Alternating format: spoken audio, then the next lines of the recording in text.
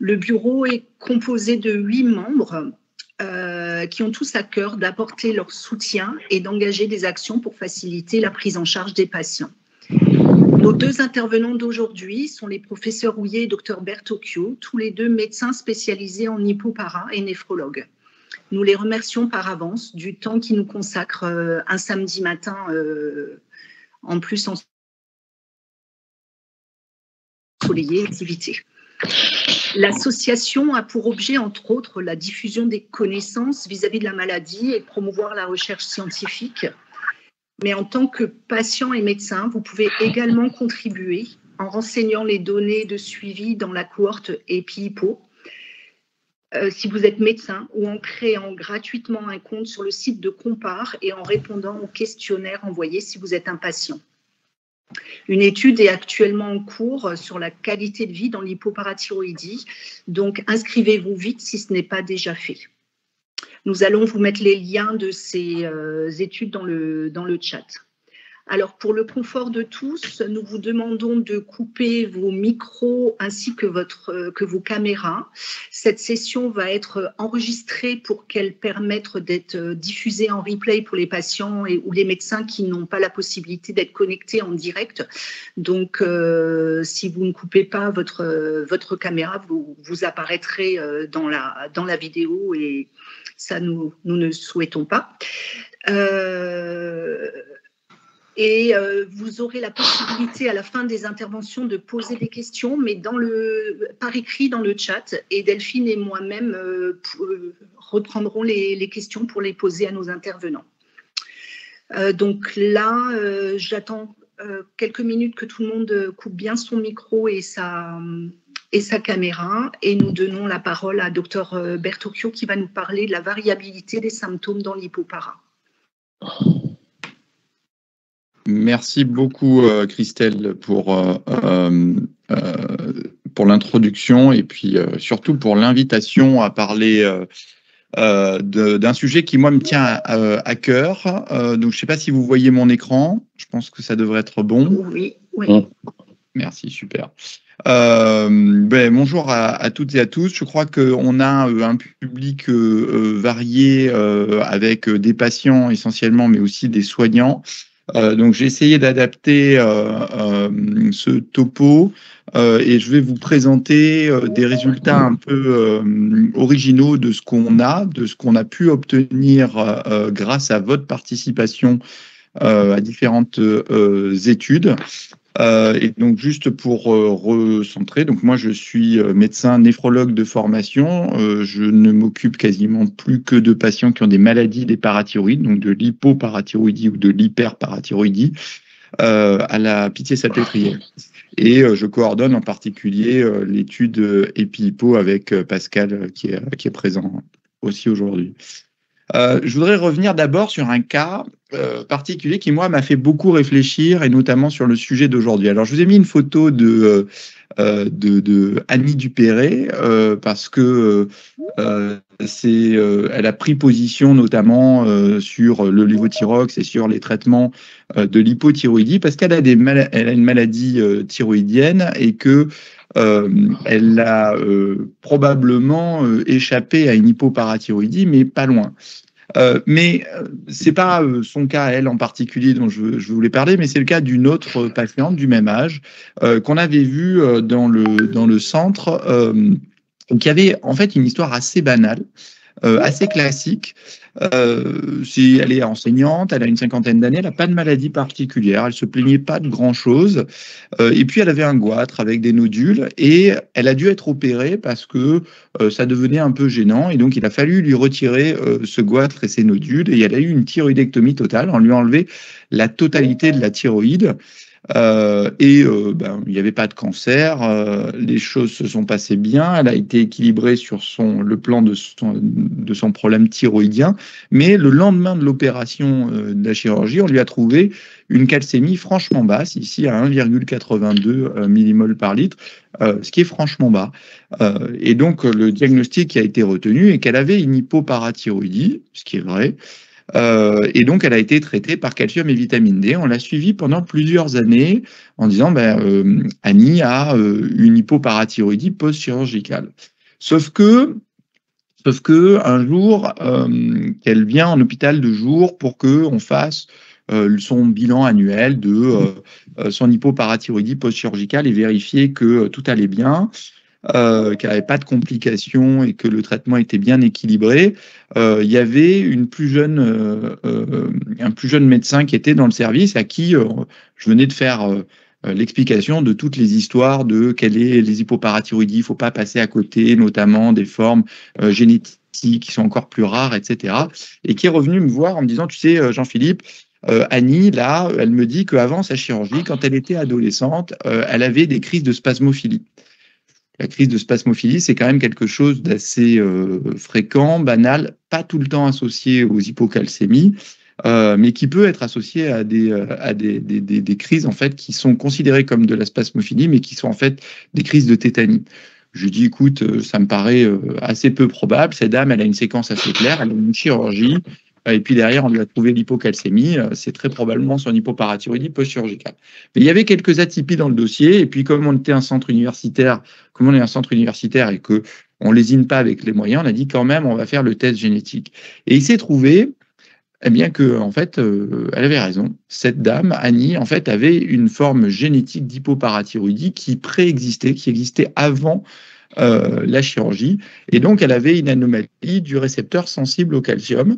Et on a découvert après que par la suite, dans la famille, il y avait d'autres cas qui avaient aussi une hypocalcémie, une hypoparathyroïdie due à cette anomalie du récepteur sensible au calcium.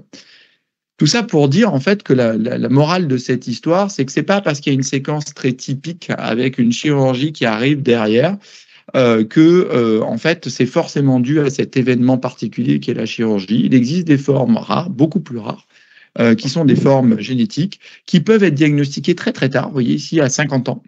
Alors qu'elle est née avec et qu'elle avait déjà ça probablement depuis son enfance, alors qui était une forme un peu ténue parce que c'était pas si catastrophique dans son évolution, mais quand même, parce qu'on n'avait pas écouté les symptômes et la symptomatologie dont elle parlait, qui étaient ces crises de tétanie en fait qui revenaient de façon épisodique mais en fait régulière, c'est parce qu'on n'avait pas écouté ça qu'on a mis autant de temps à faire ce diagnostic-là. Donc la question, c'est comment on fait pour améliorer cet état-là, c'est-à-dire qu'on arrive à identifier les patients, le bon diagnostic au bon moment. Eh bien, ça, il faut arriver à essayer d'identifier les bons symptômes au bon moment.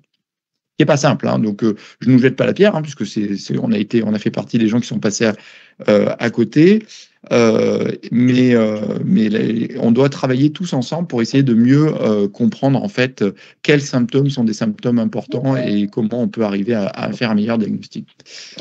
Tout ça, on a essayé de le mettre dans des recommandations qu'on a établies en France qui sont en place depuis 2017 dans un protocole national de diagnostic et de soins auquel l'association Hypoparathyroïdisme France a contribué aussi, alors qui commence un tout petit peu à dater, mais qui fait toujours référence et que vous pouvez réutiliser et retourner voir vos médecins avec. On est en train, là, on vient de lancer sa mise à jour, donc on va probablement d'ici soit fin 2023, début 2024, il devrait y avoir une forme mise à jour, notamment puisqu'il y a eu des nouvelles données qui sont arrivées. Et donc, je vous disais, moi, je coordonne EPI-Hypo. EPI-Hypo, c'est une grande enquête de cohorte. On essaie de suivre les gens dans le temps pour essayer de récolter tout un tas d'informations qui peuvent nous intéresser. Vous allez voir qu'aujourd'hui, il y en a quelques-unes qui sont assez pertinentes. Le mode de fonctionnement de EPI-Hypo, c'est que ce sont les médecins qui inclut les patients, puisque en fait, on a besoin d'avoir des données qui viennent des dossiers médicaux. Et là, vous voyez, donc là, je vous ai mis, alors c'est pas totalement à jour, hein, c'est à jour de début avril 2023, mais il y a déjà 168 médecins qui, partout en France, ici, ils sont représentés en bleu, région par région, participent à cette étude et donc colligent des données qui vous concernent et qui nous permettent de savoir ce qui se passe réellement sur le terrain. Et ça représente à l'heure actuelle plus de 1300 patients pour lesquels on a des données. Là, vous voyez, je vous ai mis la répartition des centres. Donc, comme souvent dans les maladies rares, c'est l'Île-de-France qui représente une grande partie des cas. Et vous voyez ici que au sein de l'Île-de-France, ça reste quand même l'HEGP et Pascal connaît ça très bien, qui est le chef de file en fait du recrutement. Mais en fait, on a besoin d'avoir des représentations de ce qui se passe partout en France pour vraiment connaître la diversité de ce qui se passe. Et si on revient donc à comment c'est découvert, comme dans le cas de Annie dont je vous parlais tout à l'heure, on est arrivé au diagnostic parce que au final, on a réalisé qu'elle avait une hypocalcémie. Et donc ça, c'est la grande majorité des cas. Ici, les 59% des cas qu'on a dans la case, qu'on a dans EpiHypo, parmi les plus de 1300 patients qu'on a dans EpiHypo, 59% d'entre eux sont rentrés dans la maladie. On a fait le diagnostic parce qu'il y avait une anomalie biologique. En gros, on a trouvé qu'il y avait une hypocalcémie. Mais c'est plus d'un quart d'entre eux qui rentrent dans la maladie par un symptôme. Le symptôme, vous les connaissez mieux que moi, hein, c'est des fourmillements, des crampes, des crises de tétanie, mais parfois même des convulsions ou des gens qui finissent par rentrer dans la maladie parce qu'ils sont dans un état de coma ou une insuffisance cardiaque très sévère. Donc la question, c'est comment on peut faire pour anticiper un maximum pour que les gens ne rentrent pas par un symptôme, mais rentrent plutôt par un dépistage qui puisse être un dépistage systématique. Les cas d'hypoparathyroïdie, c'est dans la grande majorité des cas la chirurgie. C'est près de 3/4 des cas dans EpiHypo, mais aussi dans quasiment toutes les autres grandes séries comme EpiHypo qu'on retrouve dans le monde. C'est le plus souvent la chirurgie qui est la cause de l'hypoparathyroïdie, mais pas que. On a 12% de cas qui sont des formes génétiques, comme dans le cas d'Annie, et on a un trop grand nombre de cas pour lesquels on ne connaît pas la cause. Ici, on a 12%, ça c'est le donné mis à jour de ce mois-ci, 12% pour lesquels on n'a pas encore de cas. Et dans les causes chirurgicales, qu'est-ce qui apporte le plus souvent l'hypoparathyroïdie? C'est dans 40% des cas, ce que vous avez à droite. Ici, c'est une chirurgie de cancer de la thyroïde, qui sont donc en général des chirurgies assez larges, qui en fait laissent peu de possibilités d'éviter l'hypoparathyroïdie. Donc l'idée, c'est plutôt d'essayer d'avoir des nouveaux traitements que la chirurgie pour essayer de limiter l'hypoparathyroïdie, si on veut essayer de limiter ces causes-là. Les goitres, comme donc on a vu le cas d'Annie, ça représente presque un quart des cas. Et puis après, vous avez la maladie de base de haut, l'hyperparathyroïdie primitive, qui reste quand même un nombre de cas non négligeable. Alors, c'est plutôt des formes génétiques familiales qui amènent à ça, puisque on a besoin d'être opéré plusieurs fois avant d'avoir l'hypoparathyroïdie. Et puis, les nodules, et puis d'autres causes qui sont beaucoup plus rares. Pour les causes génétiques, donc celles avec lesquelles on est le plus souvent, donc ça représente 12% des cas de la totalité des données qu'on a dans EpiHypo. Et vous voyez que le cas d'Annie, en fait, n'est pas le plus rare, puisque dans les cas génétiques, c'est les mutations du récepteur sensible au calcium. Ça représente 38% des cas. C'est la plus grosse cause de forme génétique d'hypoparathyroïdie. La deuxième cause, c'est une maladie qui est une maladie syndromique, qui est une maladie donc, qui inclut beaucoup plus de retentissement, dont l'hypoparathyroïdie, c'est le syndrome de Di-George, ou alors là, on appelle ça le syndrome Catch22 ou DELQ22. Donc, c'est une perte d'une partie du chromosome 22 qui emporte notamment des gènes en rapport avec l'hypoparathyroïdie.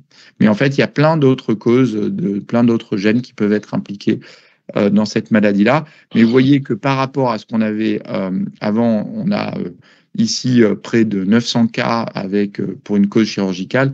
Les formes génétiques, vous voyez, ça représente sur la totalité des EpiHypo 175 patients, ce qui est quand même moindre, mais ça représente quand même une grosse cohorte, et dans le monde, c'est une des plus grosses cohortes de formes génétiques.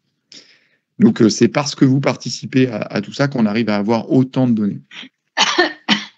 Et si on revient à notre sujet du jour, qui sont en fait les symptômes, on a l'avantage dans EpiHippo, du coup, d'avoir à la fois les données au moment du diagnostic, mais aussi les données au cours du suivi. Et donc, on s'est intéressé à dans quelle situation on a des consultations, des visites de suivi dans lesquelles la calcémie est correcte. Alors là, pour correcte, on a pris une fourchette assez large. On a choisi de dire que la calcémie entre 2 et 2,6, c'est à peu près correct. C'est dans les cibles. Alors, les cibles dans l'hypoparathyroïdie, c'est un peu plus faible. En général, c'est plutôt entre 2 et 2,2. Mais là, on se dit que si on arrive à 2,4 ou 2,5, c'est pas non plus une catastrophe. Et en dehors de ça, on a considéré que c'était en dehors des cibles. Et puis, on a regardé si les patients rapportaient ou pas des symptômes, et donc s'ils étaient présents ou s'ils étaient absents, en se disant que la situation dans laquelle la calcémie est dans les cibles et il n'y a pas de symptômes, c'est exactement ce qu'on veut. Donc, c'est un panneau vert, c'est ça qu'on veut. Si la calcémie est totalement hors des cibles et qu'il y a des symptômes ici, ce n'est pas du tout ce qu'on veut. On veut arriver à contrôler les deux en même temps. Et puis, dans les deux autres situations, c'est qu'on est dans des situations intermédiaires. Et donc, nous, on a dans EpiHippo à l'heure actuelle 2638 visites pour lesquelles on a à la fois la calcémie et l'information sur les symptômes. Et vous voyez que dans à peu près 25% des cas de ces visites de suivi, on a à la fois la calcémie qui est correcte, qui est dans les cibles, et il n'y a pas de symptômes. Donc là, on est content, on se dit, on est probablement dans quelque chose qui est assez bien équilibré, on est dans quelque chose où on doit être dans ce qu'il faut faire. Mais quand même, dans à peu près autant de cas, on est en dehors des clous, on est en dehors de ce qu'on vise comme calcémie, et les patients ont des symptômes. Cela dit, c'est une situation dans laquelle on se dit il y a quelque chose à faire. Peut-être que si on arrive à contrôler la calcémie, à la remettre dans cette cible, peut-être qu'on arrivera à contrôler aussi les symptômes. Mais là où c'est plus embêtant, c'est que dans la majorité des cas, on se retrouve avec une calcémie qui, elle, est correcte, qui est dans les cibles, qui est dans ce qu'on veut viser, mais que les patients ont encore des symptômes. Et dans cette situation-là, la plupart du temps, quand on est médecin, on est assez démuni parce qu'on se dit, qu'est-ce qu'on va pouvoir faire pour améliorer cette situation-là ? Et donc, je voudrais reprendre le cas d'une autre patiente que j'ai suivie. Alors, je lui ai donné un prénom fictif, mais c'est une vraie patiente. Appelons-la Nadine. Nadine, elle a 28 ans, elle est jeune. Et puis, elle a eu une chirurgie, elle a eu une thyroïdectomie. On lui a retiré la thyroïde pour une raison tout à fait valable, qui a fait qu'elle a développé aussi derrière une hypoparathyroïdie. Et donc, vous voyez qu'ici, sa calcémie était strictement normale avant, donc on n'a pas d'arrière-pensée de cause génétique. Et après la thyroïdectomie, on a traité d'emblée et on arrive à maintenir une calcémie à peu près aux alentours de 2. Mais on a dû modifier le traitement. On a un peu augmenté le traitement par calcium et un peu diminué le traitement par 1-alpha. Mais on la maintient et sa calcémie se maintient tout à fait dans les cibles. Sauf que, en fait, Nadine, elle dit qu'elle a mal partout et qu'en fait, elle n'arrive plus du tout à travailler. Et elle a dû arrêter son travail. Elle s'occupait de ses enfants. Elle n'arrivait plus du tout à s'occuper de ses enfants. Donc, elle a, en plus de ça, développé tout un tas d'autres symptômes et un retentissement psychologique assez important. Et pourtant, alors qu'elle avait une calcémie dans ce qu'on ciblait. Une des possibilités qu'on a eues, c'était de débuter le tériparatide, et on a débuté des injections de tériparatide, ce qui nous a permis de franchement diminuer son traitement par calcium et par 1-alpha. Et là, maintenant, ce qu'elle me dit, c'est maintenant, je peux à nouveau m'occuper de mes enfants et j'ai pu retourner au travail. Sa vie n'est pas totalement parfaite, elle doit faire des injections et elle doit suivre son traitement, donc elle n'a pas une situation idéale, mais elle a quand même pu améliorer nettement sa qualité de vie parce qu'on a trouvé un traitement qui l'adaptait mieux et parce qu'on a écouté un peu plus ses symptômes qu'en fait juste suivre sa calcémie. Donc en soi, la calcémie ne peut pas être juste le seul marqueur du suivi des patients avec une hypoparathyroïdie, et se focaliser aussi sur les symptômes paraît important.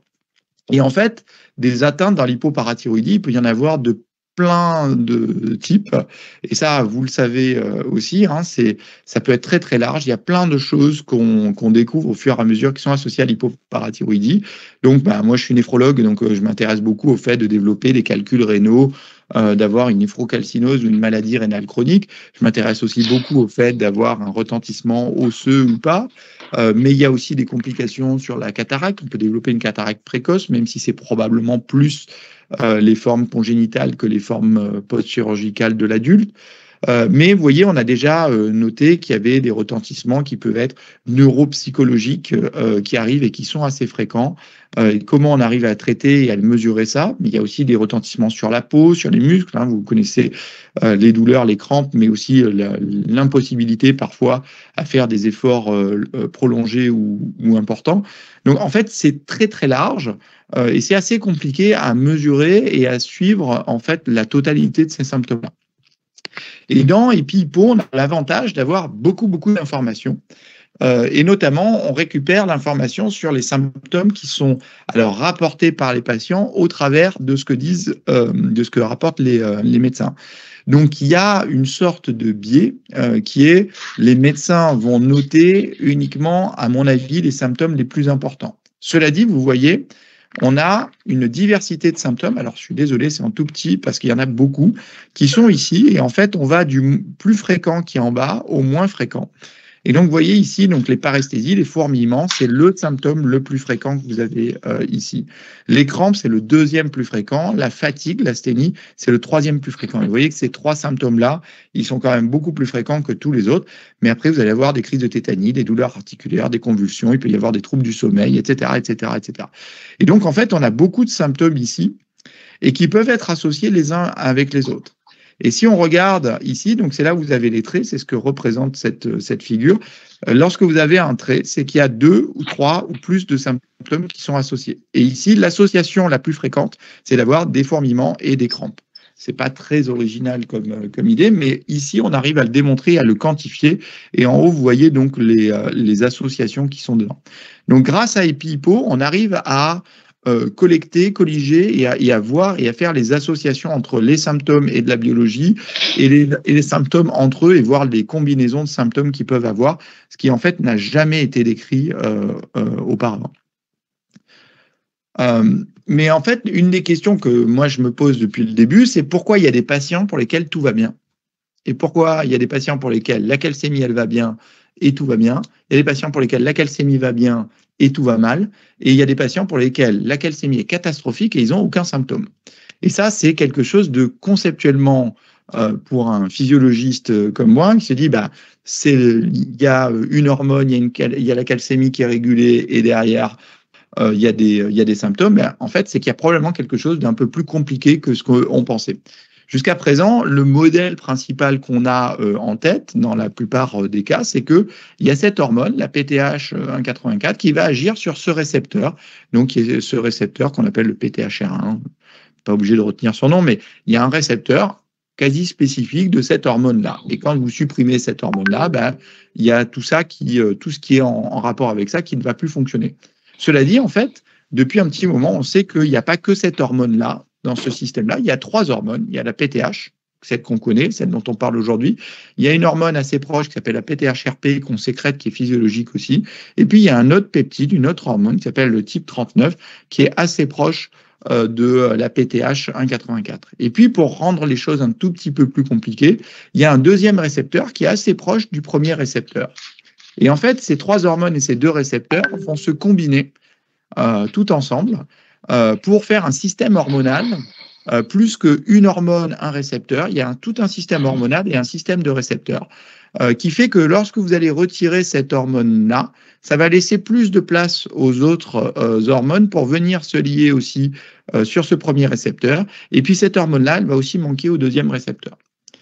Donc en fait, l'hypoparathyroïdie, c'est probablement pas une maladie qui est liée au calcium en soi, c'est une maladie qui est liée à ce déficit de cette hormone-là, la PTH. Et ça déséquilibre tout un système hormonal complexe qui fait que pour chacun, on va avoir un retentissement qui va être très différent et qui va être vraiment très personnel. Et c'est ça qui est important, c'est qu'on est en train de rentrer dans cette médecine un peu plus personnalisée dans l'hypoparathyroïdie, où avant tout le monde avait du calcium et de la vitamine D, et maintenant il faut qu'on rentre dans quelque chose de plus spécifique, de s'adapter à chacun et de se dire, pour chacun, on est capable de proposer une prise en charge un peu plus spécifique parce que la situation est plus compliquée que juste il manque du calcium. Et c'est ce qu'on a essayé de rappeler dans les recommandations européennes de la Société européenne d'endocrinologie qui ont été publiées l'année dernière et dans laquelle on a essayé de dire voilà, quelles sont les cibles du traitement dans l'hypoparathyroïdie. Eh bien, évidemment, on garde la calcémie, c'est un objectif à atteindre, mais aussi il y a la phosphatémie qui est un objectif à atteindre. Et donc, la calcémie, on va essayer de viser quelque chose de normal bas. La phosphatémie, alors ça devient un peu plus compliqué parce que est-ce que la phosphatémie, il faut la traiter en tant que telle, ça demande beaucoup plus de comprimés que gérer uniquement le calcium. Et puis on dit que peut-être le produit phosphocalcique, la multiplication de la calcémie par la phosphatémie, c'est quelque chose d'important, mais c'est toujours un concept un peu compliqué à prendre en compte. En tout cas, on sait qu'il faut essayer de limiter et de ne pas avoir trop de sel de calcium à prendre, sauf dans certains cas précis. Mais prendre trop de sel de calcium, il y a probablement mieux à faire. C'est pareil pour la vitamine D active, c'est important d'en avoir pour essayer d'équilibrer, mais si on est obligé de prendre plus de 3 microgrammes par jour de 1-alpha, c'est qu'il y a probablement un souci et qu'il y a quelque chose de mieux à faire. Parce que, en fait, tout ça, si on donne trop de vitamine D active, trop de calcium, le risque, c'est d'avoir trop de calcium dans l'urine. Et donc, le risque, c'est d'avoir des calculs rénaux, une néphrocalcinose, voire une insuffisance rénale chronique. Et donc, ça, on veut essayer de l'éviter un maximum. Et puis, surtout, ce qui nous intéresse aujourd'hui, c'est essayer d'avoir pas trop de symptômes et avoir la meilleure qualité de vie. De dire, on a des patients qui souffrent d'une maladie. Le but n'est pas uniquement de contrôler de la biologie. Le but, c'est de leur permettre d'avoir la meilleure qualité de vie possible. Sauf que ça pose des soucis de savoir comment on arrive à contrôler tout ça. Et dans EpiHypo, on a essayé de regarder, nous, au fur et à mesure des années, est-ce qu'on est capable de contrôler, selon tous les critères qu'on a ici, la maladie, donc c'est à la fois la calcémie, la phosphatémie, le calcium qu'on prend, la vitamine D active, la calciurie et les symptômes, eh bien on se rend compte que pendant très longtemps, en fait, on n'avait qu'à peu près 5% des patients qui rentraient dans cette définition-là et qui étaient contrôlés. Et puis, depuis 2018, on voit que petit à petit, on augmente le nombre de patients qui sont de mieux en mieux contrôlés. Alors, très probablement parce que on parle plus de l'hypoparathyroïdie, on fait plus de formations, on a sorti le PNDS, mais c'est aussi, et vous voyez ici à droite, donc la répartition des traitements, il y a de plus en plus d'utilisation de la PTH recombinante. Alors, ça n'est pas valable pour tous les patients parce que ça reste contraignant comme traitement. Mais pour les patients qui répondent à des critères qui sont ici, pour lesquels on ne contrôle pas les symptômes, ils prennent beaucoup de calcium, de vitamine D, ou alors on n'arrive pas à contrôler correctement la calcémie, la phosphatémie, mais il faut avoir en tête qu'il existe un traitement. Alors pour l'instant, il existe le tériparatide, mais il y en a d'autres qui sont en cours de développement et qui devraient arriver, qui vont permettre probablement de mieux contrôler la maladie. Donc, vous voyez qu'en fait, on a besoin d'avoir beaucoup de données pour évaluer ce qu'on est en train de faire au niveau national. Vous voyez que ça, ce sont des données qui viennent de la totalité de ce qu'on a en France.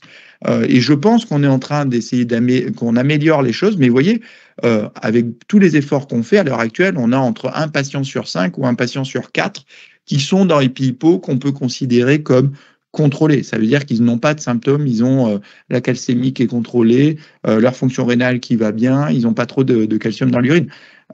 C'est quand même que 1 sur 4. Donc, il y en a encore 3 sur 4 pour lesquels on doit améliorer les choses. Et donc, notre question, c'est comment on arrive à mesurer correctement ce qu'on fait et ce que vivent les patients. Là, je vous ai montré beaucoup de données qui viennent de EpiHypo, donc qui sont rapportées par les médecins. Mais notre question, c'est de donner la parole directement aux patients et de dire, nous, on a besoin de mesurer les symptômes que vous vivez et de mesurer la qualité de vie. Mesurer la qualité de vie, il existe pour ça des outils, des questionnaires qui ont été construits avec à la fois des soignants et des patients. chez qui on a réfléchi à quelles sont toutes les dimensions, tous les symptômes qu'ils peuvent présenter pour poser des questions qui soient pertinentes. Et donc, nous, on est reparti d'un questionnaire qui a été validé, qui a été développé par une équipe allemande et revalidé en anglais, mais qui n'est pas validé en français. Et donc, on a travaillé avec l'association Hypoparathyroïdisme France et des gens qui ont créé le questionnaire pour le traduire. Alors, quand on fait de la traduction, c'est toujours très compliqué parce que vous savez que d'une langue à une autre, d'une culture à une autre, on n'a pas les mêmes représentations. Donc, on a traduit de l'anglais en français et puis après, on a retraduit du français à l'anglais pour vérifier qu'on ne perdait pas de sens. Et on a rediscuté avec l'équipe qui avait fabriqué le questionnaire et qui l'avait validé initialement. Et donc, tout ça, ça a été fait. Ça nous a pris pas mal de temps pour le faire. Et maintenant, on a besoin d'avoir des gens chez qui on va tester ce questionnaire, vérifier que le questionnaire il est bien compris, qu'il représente bien votre qualité de vie et qu'il est stable dans le temps. Donc pour ça, on a besoin d'avoir un maximum de gens qui participent. Donc on a lancé la cohorte hypoparathyroïdie au sein de la cohorte Compare. Donc là, vous avez le lien, hein, c'est compare.php.fr. Vous pouvez le faire tout de suite depuis votre téléphone, depuis votre ordinateur. Vous pouvez commencer maintenant, continuer plus tard. Et ça, c'est un travail qu'on fait et qui est financé par la filière maladie rare Oscar, qu'on fait avec l'association Hypoparathyroïdisme France. Et donc, on a déjà dans cette cohorte-là 154 patients qui ont dit qu'ils voulaient participer à la cohorte et qui participent activement à la cohorte. Et pour l'étude sur la qualité de vie qu'on a lancée il n'y a pas très longtemps, il y a quelques jours d'ailleurs, puisqu'on l'a lancé pour la journée mondiale de l'hypoparathyroïdie, donc ça doit faire 3 semaines là maintenant, un peu plus de 3 semaines. On a déjà 90 personnes qui participent à l'étude sur la qualité de vie. Idéalement, pour avoir quelque chose de valide scientifiquement, il faudrait qu'on arrive à atteindre dans les 150 à 200 personnes qui participent à l'étude sur la qualité de vie. Donc, on a encore un petit effort à faire. Donc, si vous connaissez des gens autour de vous qui ont aussi une hypoparathyroïdie, si vous avez des patients qui ont une hypoparathyroïdie, il faut vraiment leur dire que c'est une façon active de participer à la recherche et d'améliorer les choses. On aura derrière d'autres études aussi auxquelles on vous proposera de participer, puisqu'on va avoir besoin de réfléchir à quels sont les symptômes que vous présentez, qu'est-ce que vous voulez vers où vous voulez que la recherche avance.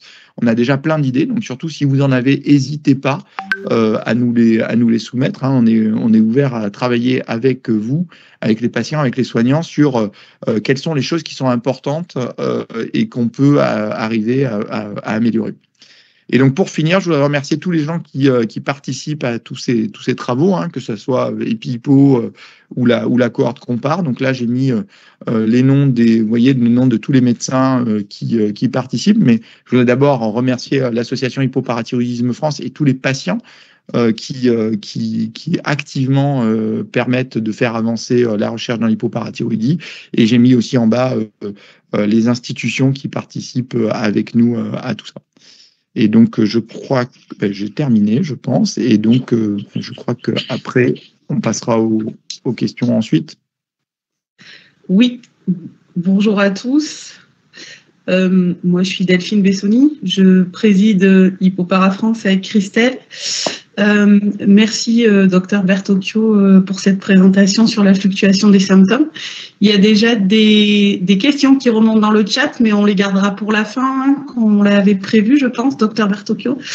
Et puis maintenant, je vais laisser la parole au professeur Houillet, qui travaille à l'hôpital européen Pompidou à Paris, sur la thématique du processus de décision thérapeutique. Quelles sont les étapes pour établir les recommandations de suivi de l'hypopara? Voilà, professeur Houillet, à vous la parole. Merci beaucoup. Alors, je vais commencer par essayer de partager mon document. Vous le voyez? Oui. Alors, j'ai un peu changé le titre, hein. Pour différentes raisons. La première, c'est que c'est effectivement des réflexions que je me fais. Et la deuxième raison, c'est que le thème de la décision médicale est pas mon domaine de recherche. Des gens qui travaillent là-dessus, mais moi, c'est pas mon domaine de recherche. Donc, je voulais partager avec vous quelques éléments de réflexion plutôt que de faire un récapitulatif de ce qu'a été cette histoire de décision médicale, comment ça a évolué au cours du temps. Et le troisième point préliminaire, c'est que je ne vais pas spécifiquement parler d'hypoparathyroïdie. Je vais en parler un peu, mais pas spécifiquement. Je vais même, à certains moments, parler de choses qui n'ont rien à voir avec la médecine. Le quatrième point, c'est que vous verrez, certaines diapositives sont en anglais parce que j'ai capturé le texte original qui, lui, est en anglais, mais vous inquiétez pas, on va le traduire ensemble. Alors, ce qui caractérise le domaine de la décision médicale tel que je le conçois, c'est trois choses. C'est un domaine dans lequel le doute est omniprésent et je vais revenir dessus, et j'entends par doute l'incertitude que l'on a sur la manière dont il faut interpréter les données en notre possession. Le deuxième point, c'est l'incomplétude, c'est-à-dire que on sait qu'on ne possède pas toutes les données. Ni le patient, ni le médecin, parce que si on possédait toutes les données et que ces données étaient, univoques, on arrêterait de faire de la recherche, parce qu'on serait allé au bout du processus. Et le troisième point, c'est qu'on est dans une relation qui est asymétrique. Une relation soignant-patient est une relation qui implique par définition au minimum 2 personnes. Parfois, elle en implique plus. Ça peut être plus de personnes du côté patient, par exemple en pédiatrie, il y a toujours l'enfant et les parents. Mais ça peut aussi être plus de personnes du côté soignant. On va revenir là-dessus dans quelques minutes. Et cette relation met en présence des gens qui ont des compétences qui sont différentes. En ce sens que certains connaissent théoriquement mieux la maladie et d'autres connaissent mieux le ressenti de la maladie. Il n'y a personne autre qu'un patient qui a une meilleure connaissance de ce dont la maladie est responsable. Donc c'est un domaine dans lequel il n'est pas forcément aisé d'évoluer. Alors, Pascal, excusez-moi, je vous interromps, mais je crois que vos slides ne défilent pas. Je pense que vous devez être, vous, en présentation en plein écran, mais que voilà, là c'est bon, là on les voit. D'accord. Alors je vais pas me mettre en présentation et je vais rester comme ça. Voilà, là on les voit. Parfois. Je vais revenir sur cette notion de doute. Alors le doute peut être systématique, c'est-à-dire on doute de tout. Autrement dit, on s'interroge en permanence sur, on va dire, la véracité de ce qu'on observe, de ce qu'on ressent. Alors il y a des théories du doute systématique. C'est une posture qui peut être tout à fait respectable quand c'est une posture individuelle. Ça peut être un outil de manipulation, le doute systématique. Il y a un très très bel exemple de ça dans l'histoire de la médecine d'ailleurs, qui est ce qui s'est passé au moment où les médecins ont commencé à se douter que fumer jouait un rôle important dans le développement des cancers bronchiques. Évidemment, ça n'a pas plu du tout à l'industrie du tabac, et pendant des décennies, je dis bien des décennies, l'industrie du tabac a organisé à coups de milliards une permanence du doute sur le lien qu'il y avait entre la consommation de tabac et le cancer bronchique. Donc, ce doute systématique utilisé comme une arme de désinformation en réalité peut être extrêmement délétère. Il y a un doute méthodique qui est celui qu'on utilise aujourd'hui, qui a été théorisé par Descartes au XVIIe siècle, et qui est un outil de la progression des connaissances et de la progression scientifique. Alors, si on vient à cette histoire de décision médicale, on va dire qu'il y a au moins deux grands domaines dans lesquels il faut éviter de faire des erreurs. C'est le domaine du diagnostic et le domaine du traitement.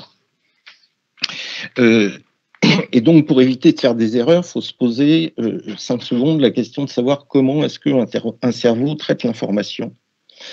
Et les psychologues disent qu'il y a deux modes de traitement de l'information. Il y a un mode qu'on appelle automatique ou intuitif, ou de type 1, qui est le mode qu'on utilise le plus dans les activités humaines. C'est un mode qui résulte de l'entraînement, qui est acquis par l'expérience. Et évidemment, c'est celui qui est le plus à même de pourvoir des erreurs. Si on prend un exemple, quand on conduit, on passe son temps à changer des vitesses, et en général, on change les vitesses au moment où il faut changer la vitesse. On ne réfléchit pas, on n'analyse pas la situation qui dit « tiens, il faut que je change de vitesse ». Et on peut penser à autre chose en même temps. Donc ça, c'est un mode automatique. Le deuxième mode, c'est le mode contrôlé, qu'on appelle le mode analytique ou le mode de type 2, qui, lui, est pleinement conscient, qui est en général plus lent, qui est généralement fiable et qui se base sur des lois. Alors que ce soit des lois scientifiques ou des lois qui découlent de la logique. Mais ce mode contrôlé, ses inconvénients, outre le fait qu'il est plus lent, c'est qu'il est aussi soumis à des biais cognitifs qui amènent à faire des erreurs, parmi lesquelles on trouve les erreurs de jugement et les erreurs de raisonnement. Alors les biais cognitifs, on pourrait y passer des heures parce que les psychologues les ont décrits en long, en large et en travers. Il y a des centaines, enfin des dizaines au minimum, de biais cognitifs qui ont été répertoriés. Je vais juste vous en citer quelques-uns qui illustrent ce que peut être un biais de jugement ou ce que peut être un biais de raisonnement. Dans les biais de jugement, parmi tous les biais de jugement qui sont possibles, il y a ce qu'on appelle le biais de normalité. Et le biais de normalité, c'est de ne pas voir ce qui est en train de s'écarter de la normale et qui va aboutir à un résultat qui va être très anormal avant que ce résultat très anormal ne s'impose à l'évidence. Donc c'est l'incapacité à déceler de manière précoce des signes avant-coureurs. Ça s'applique en médecine, ça s'applique dans absolument tous les domaines de l'existence. Un autre biais, c'est ce qui est décrit sous le nom d'effet Dunning-Kruger. Ça décrit le fait que dans un domaine donné, les gens les moins compétents ont tendance à surestimer leurs compétences, alors que les gens les plus compétents ont tendance à sous-estimer leurs compétences et à se faire moins confiance. Donc il y a une sous-confiance des gens les plus compétents et une surconfiance des gens les moins compétents. Deux exemples de biais de raisonnement qui est par exemple la perception sélective, c'est-à-dire qu'on ne recueille qu'une partie de l'information et on laisse une autre partie de côté. Donc on n'utilise pas l'ensemble de l'information disponible. Un autre qui s'en rapproche assez, qui est le biais de confirmation d'hypothèse, c'est-à-dire qu'on a une idée préconçue et on ne va chercher dans les éléments dont on dispose que les éléments qui viennent conforter cette hypothèse et on néglige les autres. Donc évidemment, de cette manière-là, on ne risque pas de rectifier ces erreurs. Et ce qu'il faut faire en permanence, c'est lutter contre les biais. Donc pour ça, il faut revenir aux règles, il faut revenir au savoir, il faut revenir aux procédures, il faut revenir aux stratégies qu'on a acquis et qu'on peut mobiliser pour aider à la prise de décision et aux résolutions de problèmes, ce qui veut dire qu'il faut avoir des règles et il faut avoir des savoirs. Alors, dans le domaine des maladies fréquentes, je dis c'est relativement simple pour un certain nombre de raisons. Première, c'est qu'il y a beaucoup de patients et de patientes. Deuxième, c'est qu'il y a beaucoup de praticiens et de praticiennes. La troisième, c'est qu'il y a des enjeux sociaux et économiques directs qui sont élevés puisque ça concerne beaucoup de gens. Donc la recherche et l'investigation est encouragée et il y a des moyens qui sont mis là-dedans. Les maladies fréquentes sont enseignées précocement aux soignants, ils sont enseignés en faculté de médecine, ils sont enseignés aux instituts de formation en soins infirmiers, ils sont enseignés dans toutes les structures qui forment des professionnels. Ce sont souvent des maladies multifactorielles, en dehors des maladies infectieuses, avec une très forte influence de l'environnement. Et donc, les traitements sont relativement simples, parce que ce qu'on va traiter, c'est traiter les conséquences. On peut d'ailleurs s'interroger sur l'absurdité qui est de faire vivre des gens dans un environnement qui va les rendre malades et ensuite de chercher quels sont les meilleurs traitements pour traiter les conséquences des maladies sans traiter la cause au passage. Pour les maladies rares, c'est plus compliqué parce qu'il y a peu de patients, peu de patientes, il y a peu de praticiens, peu de praticiennes.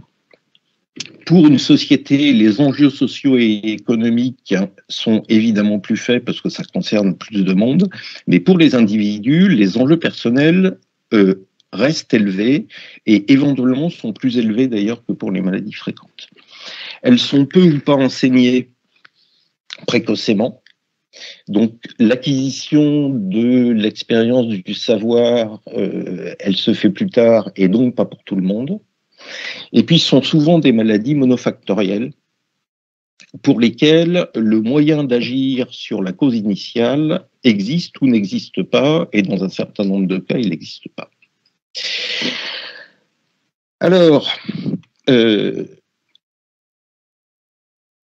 avoir des repères, c'est-à-dire établir des règles et construire des savoirs, ça commence par le fait de collecter des données et les partager. Et dans le domaine des maladies rares, collecter des données est une entreprise qui est plus compliquée que dans le domaine des maladies fréquentes, justement à cause de la rareté. Et donc, je vous montre quelque chose que je ne devrais pas vous montrer parce que normalement, je n'ai pas le droit de le partager, mais peu importe, qui est le résultat de la mesure de calcémie chez à peu près 1000 patients qui sont dans une cohorte internationale qui s'appelle Paradigme, en traitement conventionnel. Et chez ces gens qui sont traités, on voit en fait deux choses qui constituent un savoir. On voit quelle est leur valeur moyenne de calcémie, qui est de 2,18 millimoles par litre, c'est-à-dire pas très loin de la normale. Et puis on voit surtout la variabilité de la calcémie de ces gens-là. Et on la voit mieux en fait quand on regarde sur cette ligne-là, quand on regarde les extrêmes. Et quand on regarde les extrêmes, dans une population de patients hypoparathyroïdiens dont la calcémie est en médiane à 2,2 millimoles par litre, on rencontre des gens dont la calcémie est à 1,2 et dont la calcémie est, enfin d'autres dont la calcémie est à 4,2 millimoles par litre. Donc regarder la médiane ou regarder la moyenne, c'est une manière complètement biaisée de collecter des données, puisque on capture une information qui n'a pas de pertinence individuelle. La pertinence individuelle, elle est donnée par ça, on est en face d'une population chez qui on peut trouver des valeurs de calcémie qui sont extrêmement variables est extrêmement anormale, c'est-à-dire qu'une partie de cette population qui a un traitement conventionnel n'est absolument pas contrôlée par le traitement. Ça revient à ce que Jean-Philippe disait tout à l'heure. La collecte des données et le partage des données obéissent au principe de l'auberge espagnole, c'est-à-dire que là-dedans, on ne trouve que ce que les gens apportent. Donc, dans les données qui sont disponibles dans la littérature, qui sont disponibles dans les bases de données, qui peuvent être partagées, on ne trouve que ce que les gens mettent et, par définition, on ne trouve pas ce que les gens ne mettent pas. Et on n'est jamais certain ni de l'exhaustivité, ni de la qualité des données. Pour avoir des repères, toujours la même chose, c'est-à-dire se construire des règles et établir des savoirs, il faut partager et confronter les expériences, c'est-à-dire les mettre en commun. Alors, un moyen de faire ça, c'est l'enseignement, évidemment, mais je vous ai dit que l'enseignement des maladies rares, c'est pas quelque chose qui est fait précocement. Alors, il n'y a pas que l'enseignement facultaire, hein, il y a l'enseignement post-facultaire, et ça, c'est un endroit où on peut faire ce type d'enseignement, mais c'est plus tardif, ça concerne moins de monde, c'est pas un enseignement de masse comme l'enseignement facultaire. Il y a ce qu'on appelle et qui se développe de plus en plus et qui, je pense, rend service, qui sont les réunions de concertation pluridisciplinaires, c'est-à-dire où on partage les expériences de plusieurs professionnels pour aborder et trouver des solutions qui paraissent les plus adaptées, les meilleures. Et puis, en haut de l'échelle, il y a ce qu'on appelle les conférences de consensus qui aboutissent en général à établir des recommandations, ce que les anglo-saxons appellent des guidelines. Donc, dans le domaine de l'hypoparathyroïdie, parce qu'il faut quand même un petit peu parler de l'hypoparathyroïdie, la dernière conférence de consensus s'est terminée en 2022. Elle était internationale et c'était la deuxième qui a été conduite avec énormément d'investigateurs répartis dans les différents pays, on va dire essentiellement du monde occidental et est-asiatique. Et cette conférence de consensus a fait un certain nombre de recommandations sur la manière de prévenir, diagnostiquer, prendre en charge, traiter l'hypoparathyroïdie. Évidemment, ce ne sont que des recommandations, mais ces recommandations sont assorties, autrement dit, ce n'est pas l'étape de la loi, hein. Ça ne s'impose pas, mais sont des recommandations qui sont faites de manière consensuelle, par définition, par les gens qui ont participé, c'est-à-dire plusieurs dizaines de personnes à chaque fois sur chaque sujet. Et ces recommandations sont assorties d'un indice de force en fonction des éléments sur lesquels elles se basent. Si elles se basent sur des arguments objectifs forts, ce sont effectivement des recommandations, c'est-à-dire que le texte dit « nous recommandons d'eux ». Si elles se basent sur des arguments objectifs moins forts, la terminologie change et c'est « nous suggérons d'eux ». Et puis, s'il n'y a pas d'argument objectif, autrement dit que ce sont des avis d'experts basés sur l'expérience, mais reposant pas sur des choses qui sont absolument certaines, ça devient « nous proposons d'eux ». Et en fait, toutes les conférences de consensus qui sont de bonne qualité gradent l'intensité de leurs recommandations pour aller du « on est certain qu'il faut faire ça » à on est moins certain, mais ça nous paraît être la meilleure solution. Alors, il n'y a pas que les conférences de consensus médical qui utilisent ce type de gradation. Et ce que vous avez sous les yeux, par exemple, c'est une figure qui est extraite du résumé pour décideurs, du 6e rapport du GIEC, du groupe de travail numéro 1. Le groupe de travail numéro 1, c'est celui qui fait l'état des lieux. Et ce qui est symbolisé ici, c'est le monde. Alors, chaque partie du monde est un hexagone. Et la question qui est posée, c'est, en gros, est-ce que la température a augmenté depuis l'ère pré-industrielle, ou est-ce qu'elle a baissé, ou est-ce qu'elle n'a pas changé? Alors, vous n'allez pas être surpris de voir que ça augmente à peu près partout, mais surtout, il y a un indice de certitude. Et quand il y a 3 points, ça veut dire que la certitude est très élevée quant à l'affirmation. Quand il y a 2 points, elle l'est moins. Quand il y a 1 point, elle l'est encore moins. Et puis, il y a des endroits pour lesquels ils disent « on ne sait pas ». Voilà, on ne sait pas. Alors ça, c'est un truc que les journalistes, en général, ne retranscrivent pas parce qu'il faut un peu de temps pour expliquer ce genre de nuances, mais ces nuances sont importantes. Ça peut se faire pour ce qui est le passé, ça peut se faire aussi pour ce qui est l'avenir. C'est-à-dire, le groupe 2, lui, il s'intéresse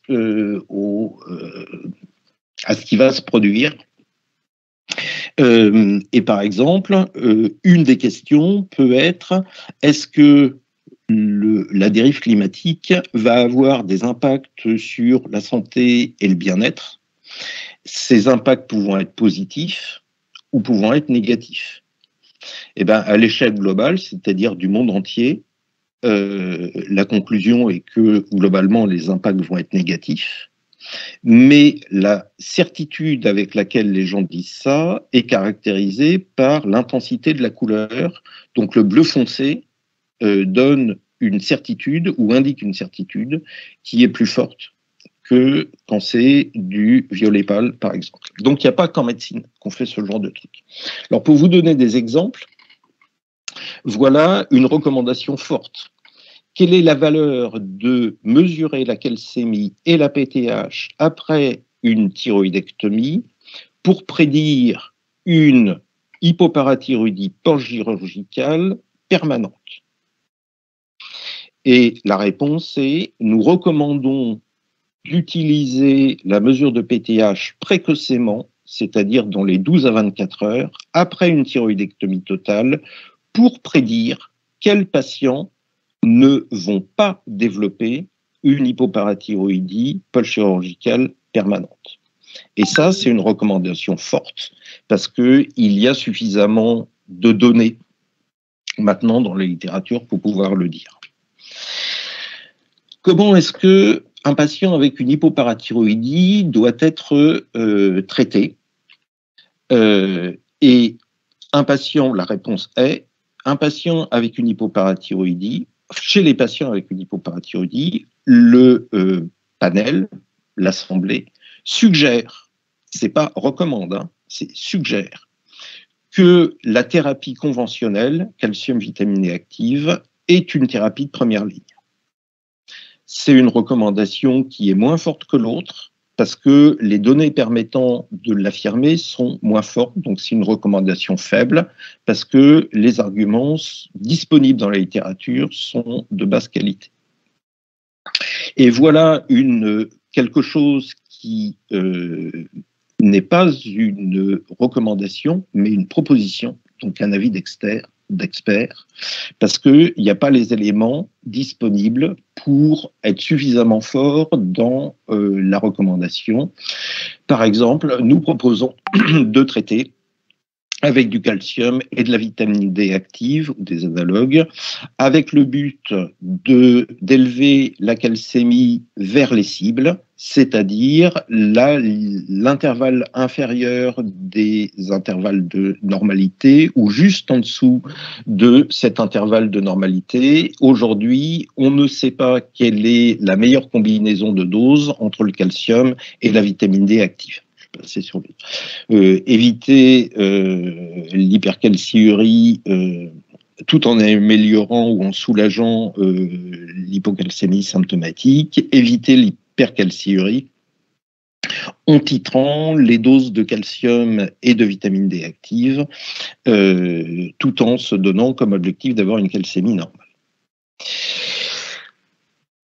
Donc, une des questions, c'est comment est-ce qu'on peut avoir des recommandations fortes, autrement dit, est-ce qu'on peut avoir des évidences qui sont pas discutables ou peu discutables en médecine, et comment est-ce qu'on génère ces données, et encore une fois, c'est quelque chose qui est relativement simple dans les maladies fréquentes et plus difficile dans les maladies rares, et je vais vous donner un exemple qui est juste sous vos yeux. On considère, à tort ou à raison, que un des moyens aujourd'hui de générer des données qui ne soient pas critiquables, qui soient solides, c'est de faire des études contrôlées, randomisées en double insu. Le problème de ces études, c'est que c'est le nombre. On va prendre un exemple qui est, on dispose d'un traitement qui est capable de faire disparaître la douleur dans un syndrome particulier. Donc, on a deux groupes de patients, un groupe de patients qui n'est pas traité au hasard et un groupe de patients qui est traité. L'effet du traitement est quantitativement important parce que quand on n'est pas traité, il y a 40% des gens qui n'ont pas mal et quand on est traité, il y a 60% des gens qui ont pas mal. C'est un traitement dont on peut être moins efficace, ça apporte quelque chose à la communauté. Si on montre ça chez 200 patients dans chaque groupe, la différence entre les groupes est telle que l'efficacité du traitement est démontrée. Si on fait la même chose en mettant seulement 20 patients par groupe, on n'est pas capable de montrer qu'il y a une différence significative et on va conclure à tort à l'inefficacité du traitement. Donc, ce n'est pas approprié aux situations dans lesquelles on n'a pas beaucoup de patients. Alors, il y a des méthodologies qui sont en train de se développer, qui permettent de faire des choses dans les maladies rares. Par exemple, les essais de type N+1, où on fait des mesures répétées chez un même patient. Par exemple, si on prend ce sujet 1, là, participant, on lui mesure ses triglycérides avec un traitement A, puis avec un traitement B, de nouveau avec le traitement B, puis avec le traitement A, puis avec le traitement B, puis avec le traitement A. Et ensuite, on représente ça graphiquement, et ce dont on s'aperçoit chez ce patient, c'est que systématiquement, les valeurs de triglycérides sont toujours plus basses quand il est avec le traitement B que quand il est avec le traitement A, même s'il y a de la fluctuation au cours du temps, même s'il y a de la variabilité. Et ça, c'est des choses qui peuvent être utilisées dans les maladies rares pour créer de l'information solide. Pourquoi est-ce que j'arrive? Voilà. Pour finir, prendre une décision, c'est essayer de répondre à une question. Alors la question peut être très simple. Est-ce que la situation est contrôlée par le traitement? À une question comme ça, il n'y a que deux réponses. Il y a une réponse qui est oui ou une réponse qui est non. Donc ça a l'air simple. En réalité, la question est extrêmement compliquée parce que ça dépend de qui pose la question. Est-ce que c'est le patient ou est-ce que c'est le médecin ou est-ce que c'est les deux? Est-ce que les deux ont la même réponse? Pourquoi est-ce qu'ils ont cette réponse? Que ce soit une réponse d'accord ou une réponse de désaccord. Dans l'hypoparathyroïdie, on nous dit il faut faire attention à la calcémie, la phosphatémie, la calciurie, la fonction rénale. Donc, toutes ces valeurs-là vont être des éléments de la décision. Mais il n'y a pas que ça. Est-ce qu'il y a des symptômes? Est-ce qu'il n'y a pas de symptômes? S'il y a des symptômes, quelles sont les tendances évolutives? Est-ce que ça ne change pas? Est-ce que ça s'aggrave? Est-ce que ça s'améliore? Quelle est la demande du patient? Comment est-ce qu'elle est manifestée? Quelle est l'attente du patient qui peut être quelque chose qui est différent de la demande? Et puis, quelles sont les expériences passées? comment est-ce que ces expériences passées vont influencer le jugement?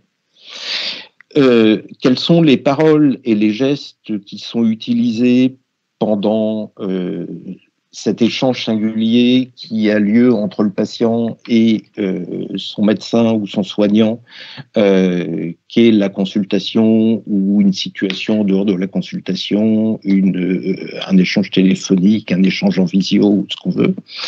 Quelle est ce jour-là l'humeur de l'un et de l'autre? Quelle est la météo du jour et comment est-ce que ça influence les décisions? Et j'ai arrêté de rajouter des trucs parce que ma diapo devenait tout petite. Tout ça vont être des éléments qui vont influencer la décision. Et donc, ma conclusion, c'est que ChatGPT, pour la décision médicale, je pense que c'est pas pour demain. Voilà.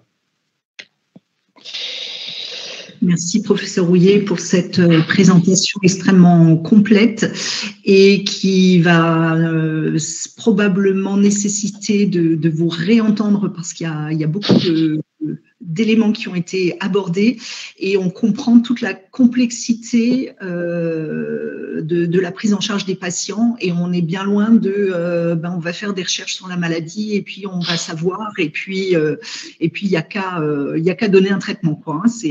Le parcours est bien plus complexe que ça. C'est un petit peu ce que j'ai. Alors, faut pas non plus dire qu'on n'a pas de certitude. On a aussi des certitudes. Oui. Par exemple, si on enlève les parathyroïdes de quelqu'un, la calcémie baisse. Ça, c'est une certitude. Oui. Voilà. On en a quelques-unes comme ça. Mais les incertitudes que l'on a sont colossales. Et ce qu'on essaye de faire avec Jean-Philippe et d'autres, c'est d'essayer à la fois de faire avec et de les réduire. Dans les commentaires des personnes, il y a eu beaucoup de messages sur tous les éléments extérieurs, la météo, le cycle menstruel, on peut rajouter... Comment... J'ai bien dit que je n'étais pas exhaustif dans ma diapo. Oui. Hein. Oui, tout à fait. Et comment ces données-là peuvent être collectées parce que dans EpiHippo, ce sont des symptômes qui sont répertoriés par les médecins et lors d'une consultation médicale, on ne va pas forcément envisager ces situations particulières où ça peut paraître plus mineur pour un médecin qui ne va pas forcément les répertorier en tant que tel et se contenter de... Enfin, quand je dis se contenter, j'ai déjà conscience que c'est du travail pour collecter tout ça, mais va peut-être se limiter à lister les symptômes sans préciser le contexte. Je ne sais pas si... Oui, je vois bien la question. En réalité, je pense que là, on arrive dans le domaine de l'investigation parce que aujourd'hui, un certain nombre de choses que j'ai mises sur cette dernière diapo, on peut se douter qu'elles vont avoir une influence. On n'a pas de certitude qu'elles ont une influence. Moi, je suis à peu près certain que l'environnement professionnel des gens, qui n'était pas quelque chose qui était sur la diapo, que la manière dont ça se passe avec leurs collègues, que les difficultés auxquelles ils ont fait face pour venir à l'hôpital, est-ce que ça s'est bien passé ou est-ce qu'ils ont eu 3 heures d'embouteillage, tout ça va... si on veut évaluer le poids que ça a, si ça a un poids, il faut décider de travailler dessus.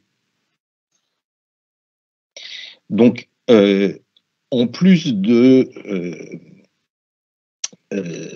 des informations qu'on collecte habituellement et sur lesquelles on base une décision, encore une fois, partagée, Une des choses que j'ai essayé de faire comprendre, c'est que la décision, de toute façon, était partagée.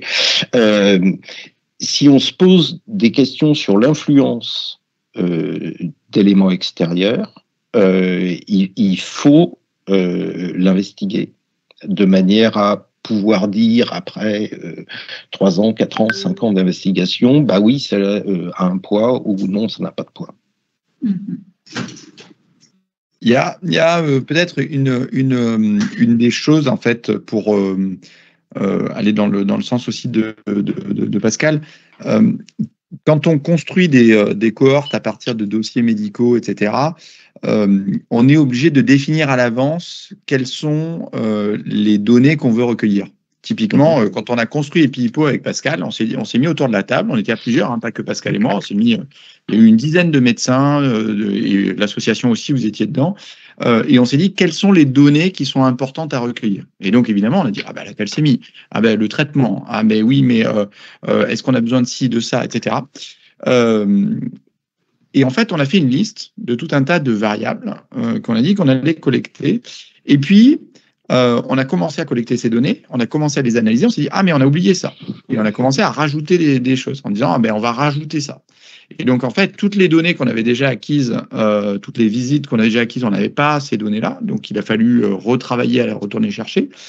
Et puis, en fait, au fur et à mesure, régulièrement, il y a des choses où on se dit, ben, là, il nous manque cette information-là, parce qu'on n'y a pas pensé. Et si je vous montrais la table déjà des données qu'on a dans EpiHippo, c'est des centaines, voire des milliers de variables déjà qu'on collecte régulièrement. Pour la plupart, on n'a pas parce que les données n'existent pas, elles n'ont pas été générées.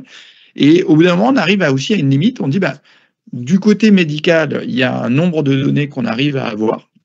Et en fait, il y a des données qui nous manquent. En gros, c'est qu'est-ce que vous vivez, qu'est-ce que vous ressentez. Et c'est pour ça qu'on se dit, maintenant, on a besoin de passer vraiment directement du côté patient. Sauf que du côté patient, il y a aussi, encore une fois, ça, Christelle, vous savez, on a réfléchi ensemble, quelles sont les données qu'on va recueillir, quelles sont les données où on va demander aux patients de nous dire ce qu'ils vivent, ce qu'ils ressentent. Sauf qu'il y a des choses auxquelles on ne peut pas penser. Typiquement, la fluctuation avec le cycle menstruel, la météo, etc. C'est très difficile de dire, pour chacun, on va vous poser la question à tel moment de votre cycle ou à tel autre moment du cycle. Et pour essayer de mesurer ce qui se passe dans le temps, c'est très compliqué parce que du coup, ça dépend de chacun. Ça veut dire qu'on doit suivre le cycle de chacun. Et puis, pour celles qui vont avoir un cycle irrégulier ou un cycle régulier, il va y avoir aussi des choses. Donc, il y a plein de choses auxquelles on peut penser en avance et des choses auxquelles on ne peut pas penser, on ne peut pas vraiment structurer les choses en amont. C'est pour ça qu'on est en train aussi de développer une partie de recherche sur des choses plus libres, rapportées spontanément par les patients, avec des textes libres, dans lesquels les gens pourraient nous dire exactement ce qu'ils veulent. Et notamment, les groupes que vous faites, etc., sont des choses qui sont hyper importantes parce que spontanément, vous allez avoir des choses à raconter auxquelles nous, on ne penserait pas. Mais il va y avoir, pour revenir à ce que disait Pascal, il va y avoir un risque, un énorme risque, qui est le risque du biais de ceux qui s'expriment, sont ceux qu'on va entendre, et tous ceux qui ne s'expriment pas, en fait, on va manquer une information. Et la question est comment on arrive à avoir l'information même de ceux qui habituellement ne s'expriment pas. Et ça, c'est hyper important d'arriver à inciter un maximum de gens qui disent, même ceux qui disent, moi, j'ai rien à dire, mais c'est hyper important qu'ils nous disent, je n'ai rien à dire. C'est bête à dire, mais c'est quelque chose d'hyper important de savoir qu'il y a des gens qui n'ont rien à dire. Et ça, on a du mal à le mesurer. Oui, tout à fait. Je me permets juste de faire une petite intervention. Apparemment, tout le monde vous a entendu, mais tout le monde ne peut pas accéder au chat et à la discussion. Donc, si vous avez des questions, vous pouvez les faire remonter sur info@hippopara.fr. On va essayer d'être réactif. Et j'ai ouvert un post sur Facebook sur la page Facebook.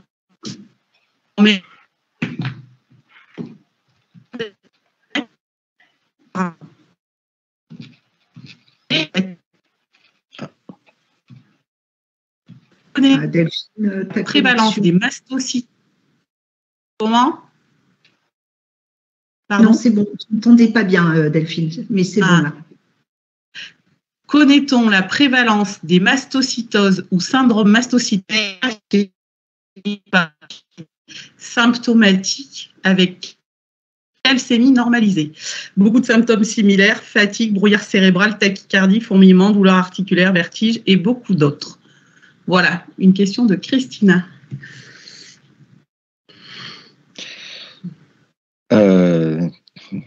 Qui répond? Je vous laisse, Pascal. Alors, je vais être honnête. Alors, moi, je ne la connais pas. Ce que je sais, en revanche, c'est que il y a pas mal de situations où on cherche de manière assez systématique chez les patients en hôpital de jour des signes qui traduisent une activation du système mastocytaire et que c'est extrêmement rare qu'on en trouve. Pas spécifiquement dans la population hypoparathyroïdienne. Mais voilà. Donc, la réponse honnête est dans la population d'hypoparathyroïdiens, je ne sais pas. Et dans la population de patients qu'on voit plus généralement pour des désordres métaboliques, la réponse est c'est très, très rare. Ok. Merci, professeur. Merci. On a pas mal de questions sur la place des chélateurs du phosphore et l'importance de maîtriser les taux de phosphore. Ça a l'air d'être une préoccupation de beaucoup de patients. Je propose qu'on réponde aux questions par alternance. Oui, j'ai répondu à la merci Pascal. Donc ok, je prends cette question.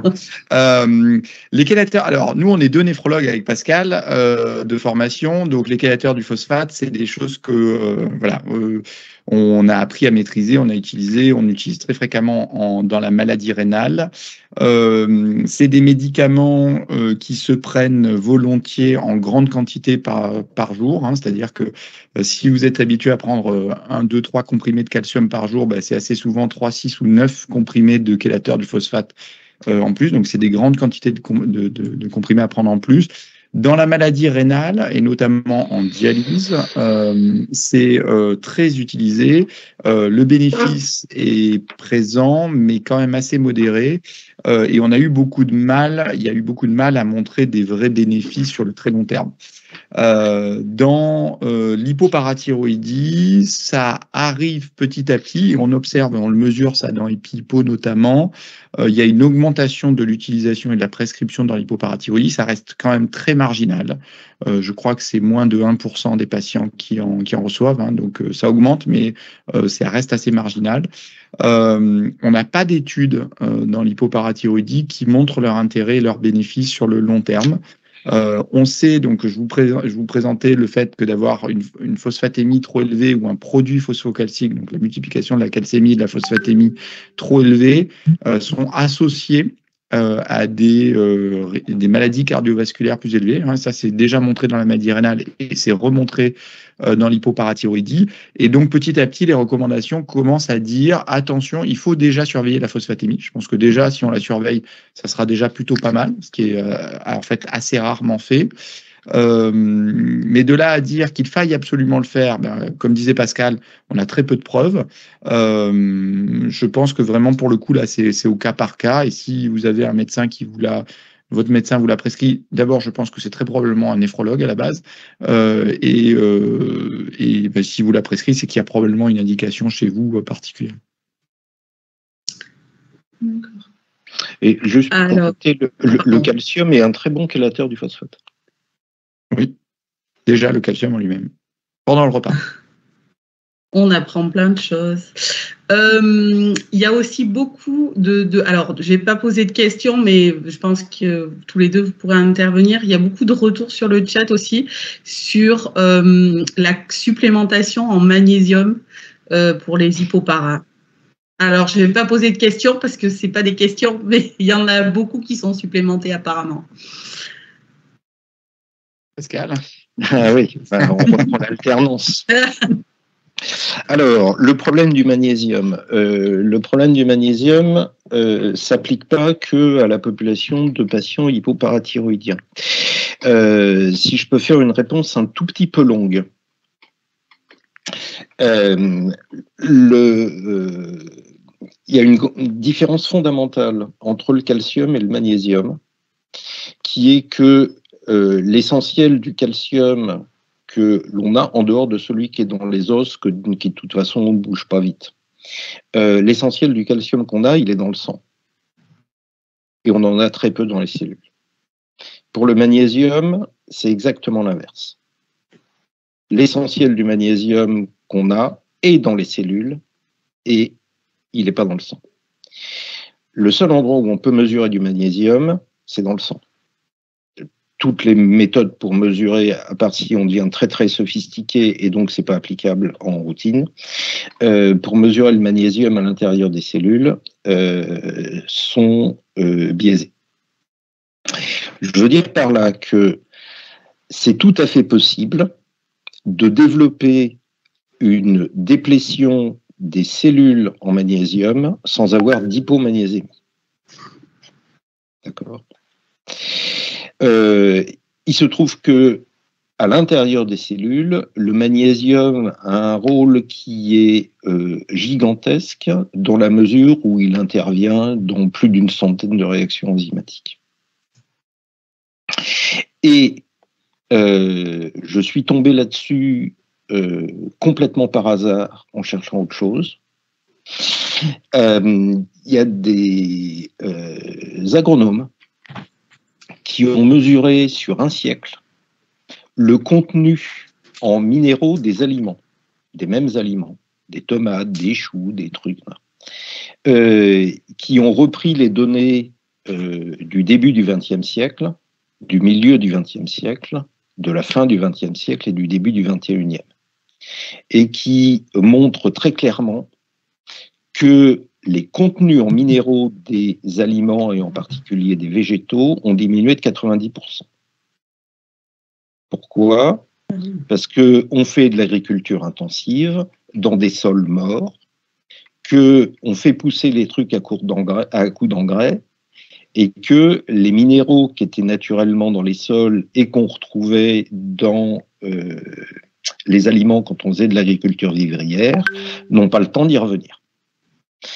Et cette diminution du contenu fait que il est beaucoup plus difficile aujourd'hui d'avoir un respect des apports recommandés en magnésium que ça n'était au milieu du XXe siècle ou au début du XXe siècle. Donc la situation qui expose à une déplétion en magnésium me paraît être extrêmement fréquente dans le mode occidental. Donc, est-ce qu'il faut prendre du magnésium pour la population générale, ou est-ce que la population générale est déplétée en magnésium? Ma réponse est c'est probable. Pour en rajouter une couche sur l'hypoparathyroïdie, l'hormone parathyroïdienne ne fait pas que jouer un rôle sur le contrôle de la calcémie, elle joue aussi un rôle sur le contrôle de la magnésémie. En particulier, elle aide le rein à retenir le magnésium. Donc, sans hormone parathyroïdienne, on augmente son risque de se dépléter en magnésium. Donc, si on prend une population générale qui a des risques environnementaux d'avoir des apports alimentaires de magnésium qui sont insuffisants, plus un défaut d'hormone parathyroïdienne, je dirais le magnésium me semble plutôt une bonne idée. Ou alors vous faites pousser vos légumes dans votre champ. Et tout le monde ne peut pas faire ça. À toi, Christelle. J'ai l'impression qu'on a fait un petit peu le tour des questions, parce qu'après, c'est des échanges entre patients qui se répondent entre eux, et ça montre aussi l'importance et l'envie d'échanger entre eux. Je passe en revue. Peut-être pendant que peut-être un complément sur le magnésium. Un des trucs quand même qui est important à garder en tête sur la supplémentation en magnésium, bon, en dehors du fait qu'on n'ait pas d'études spécifiques, etc., c'est le problème du remboursement. Je pense que vous connaissez, hein, qui est les sels de magnésium sont pas tout le temps considérés comme des médicaments, ils sont parfois considérés comme simplement des supplémentations, ils sont disponibles en grande surface, etc. Il en existe dans des eaux minérales, il en existe dans l'alimentation, etc. Le problème de l'accès au remboursement, à mon avis, est un sujet central. Il y a des possibilités de le faire prendre en charge dans certains cas, mais c'est toujours complexe et c'est un sujet sur lequel on travaille. C'est tout à fait juste, et puis c'est des retours qu'on a réalistement, la remarque que vous venez de faire sur le non-remboursement du magnésium. Peut-être la question de Florence, Christelle, je vais la poser parce que on est pile dans le sujet. C'est recommandez-vous d'informer nos médecins spécialistes, endoc, néphro ou médecins traitants de l'étui des pieds-hypo et des recommandations HAS des maladies hypopara afin de contribuer nous aussi au partage et à la transmission? Alors là, je pense qu'on dira pas non. Oui, bien sûr. Je pense qu'on doit être un des sujets principaux en fait des recommandations. En fait, ce que abordait Pascal, c'est le niveau en fait de recommandation qu'on a à l'intérieur. En fait, pourquoi on essaie de travailler à avoir quelque chose de plus scientifique possible et le plus consensuel possible, c'est pour qu'il soit accepté par tous et notamment par tous les collègues. Et pour ça, il faut qu'il soit largement diffusé et les plus clairs possibles. Donc, quand on essaie de rédiger des recommandations, on essaie de les rédiger très claires, très droit au but, hein, comme avec des questions très oui, non, faut-il ou pas, recommandons-nous ou pas de mesurer la PTH en post-opératoire d'une thyroïdectomie totale. Il faut qu'on réponde oui ou non. Nous recommandons de parce que machin, pour que tous les collègues, en fait, il y ait le moins d'ambiguïté possible. Alors parfois les questions sont un peu plus complexes, mais on essaye d'être le plus clair possible en fonction des données qu'on a. Mais après, il faut effectivement les diffuser largement. Et quand on est face à une maladie rare, vous, association de patients, vous, patients, vous êtes aussi d'excellents vecteurs de cette information-là parce que vous êtes intéressé au premier chef et vous pouvez arriver directement. C'est pour ça que la HAS met pas mal de documents à disposition directement sur son site internet pour que vous soyez aussi porteur du message. Tout à fait d'accord. Oui, peut-être une dernière question, et comme le temps passe vite et qu'il est déjà midi, avez-vous connaissance d'études qui ont été faites entre l'influence de la température sur la calcémie? Chez l'individu, vous voulez dire? Oui, chez l'individu. Moi, je n'en connais pas particulièrement. Pascal, peut-être? J'en connais pas non plus, mais il va falloir s'y intéresser de toute façon. D'accord. Il y a eu sur les mesures du potassium dans le sang. Ça, il y a eu des études qui ont été publiées sur le sujet et sur le fait que, en fonction de la température du tube, la température extérieure, il y a plein d'anomalies de mesures du potassium, mais c'est vrai que pour le calcium, je ne reconnais pas d'équivalente. Alors c'est un peu compliqué parce qu'il faut essayer de mesurer, d'avoir les dates, la température extérieure qui va ensemble, mais moi je pense que c'est un sujet intéressant. Oui, où actuellement on se sent bien impacté, on cherche la fraîcheur et la pénombre à l'intérieur de nos maisons. Voilà. Delphine, tu veux bien conclure? Oui, je veux bien conclure. On va remercier le professeur Houillet et le docteur Bertocchio d'avoir animé cette matinée autour de l'hypopara et des décisions médicales. On va remercier les participants qui étaient à un moment plus de 45, je crois, Christelle, avec nous pour participer à ce webinaire. Et puis, j'ai envie de dire, on compte sur vous, pour tous ceux qui ne sont pas encore inscrits sur Compare, pour venir compléter la cohorte et faire avancer la recherche, bien entendu, et surtout améliorer à la fin notre qualité de vie, très égoïstement. C'est le point de vue du patient plus que du médecin. Là, je suis désolée.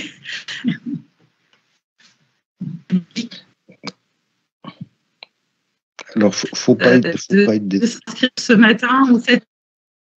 Voilà.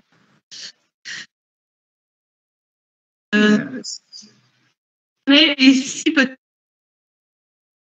Moi, c'est un peu de brouillard sur la fin. Si vous avez des thématiques sur lesquelles vous voudriez que des webinaires prochains, vous pouvez les faire à association. Voilà.